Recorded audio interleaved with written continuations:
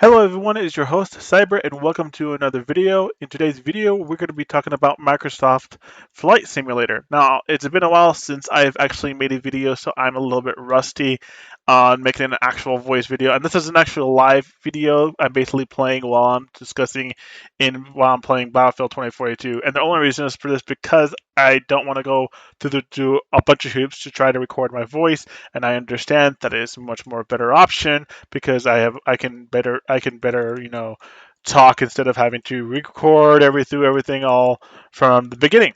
But I wanted to discuss with everybody about the Microsoft Flight Simulator because I'm not the only person that is experiencing these kind of issues, and I know that a lot of people um, probably wonder what am I talking about. Since the launch of Microsoft Flight Simulator, there has been a plenty of issues that has been revolving around the game, from being able to play the game, being able to have the controls, etc., etc. Beyond that, the game is actually a pretty solid game, and it takes a lot of learning to get used to playing the game and getting used to the flying controls. And if you don't know what Microsoft Flight Simulator is, it's basically a game that allows you to simulate real life flying in a game. And it's very hard, as I can recall. Um, I know that a lot of people um, are experiencing issues like that. I am because um, there's a lot of reasons why. But for me, I can't play the game. I cannot play this game, and I'm explaining to you why. So I played this game two forms of ways. I played this on the PC where I downloaded it directly onto my PC using the Xbox Game Pass.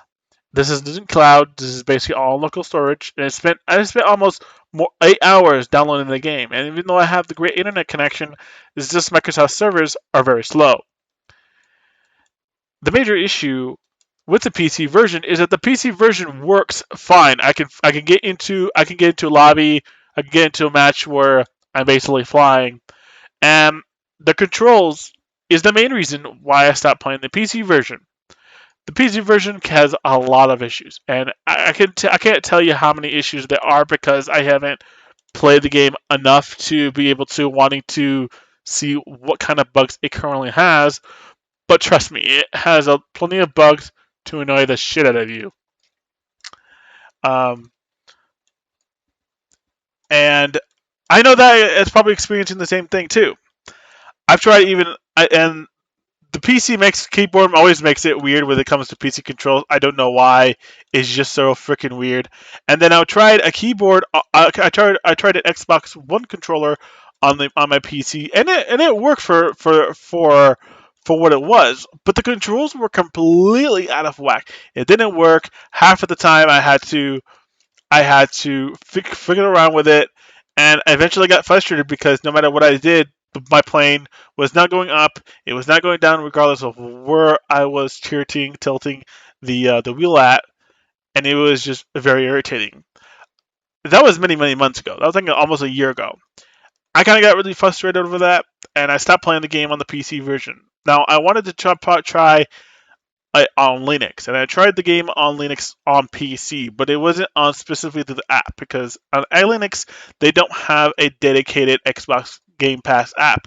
So you're basically relying on using the browser version of Xbox Game Pass to be able to browse and play any game that's available to the cloud.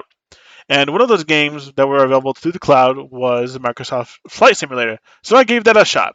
I basically went to the cloud, and I tried playing it, and the main menu I couldn't even get past the setup menu where you had to set up subtitles, menu narration, all etc. And when I did, the game would lag. The game would just be terrible. And as a reminder, I do have great internet connection, so it's not my end. It is Microsoft end. So then I decided I would get frustrated because I cannot use that version of it. I have to use it on a console or something. So then I tried it on my Xbox. It was available on the Xbox through cloud, and it was a standard edition one, and I was pretty hyped about it. I I pretty much stayed around. I pretty much stayed around for like 30 minutes or an hour trying to figure it out because again the controls were broken. I know that it seems a lot right there because how could a console's controls be broken? And I'm telling you, it is fucking broken. It is broken to the point where I sat in the menu for about an hour and I haven't even was able to launch the game once. Take that in. I was not able to load into a lobby, a match, to be able to fly a vehicle for an hour. And that whole time, I was just trying to figure out how to where I wanted to where I want to leave and where I want to arrive. Basically my departure and my arrival airports. And I've been trying to figure that out, and nothing. Other buttons will work, but not the selection button, nothing like that. It's just completely broken. And I'm on Hardwired, by the way, so I'm pretty sure. And not only this, if you look at the reviews of Microsoft Flight Simulator, you'll notice that there are people that are also experiencing the same thing. They are unable to play the game. They're on the next gen of the Xboxes, and they literally cannot play the game because they cannot either pass the menu, or if they do decide to pass the menu, either the game crashes, the controls are buggy, the game is buggy or slow, all that stuff. And you don't have to be a play on the cloud to have these experience these issues. You can literally experience these issues while you have the game locally downloaded. And I'm sorry to say this, Microsoft, if you're really going to be putting a game on Xbox Game Pass or giving it to people for free, then I would highly recommend to actually put a fucking working game on it. Because if Microsoft Simulator has been having these issues since it came to console and it been released onto PC for the Xbox Game Pass, then what is your ideal purpose for it? Because right now, with many people, some people can play it fine with no issues, others cannot, and that is a huge concern because if you cannot play it, then what's the point of it? That's my that's how I am looking at it.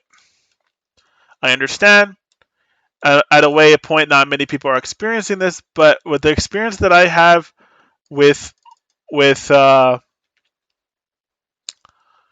with with the game, I do not see this as a way to how you call it, to enjoy a game that I really want to play.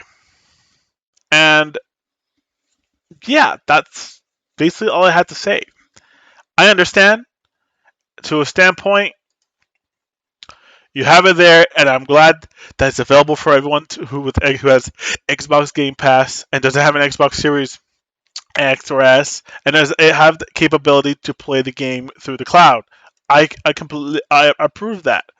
The only thing I want them to fix is the ability to basically fix the controls, make an improvement.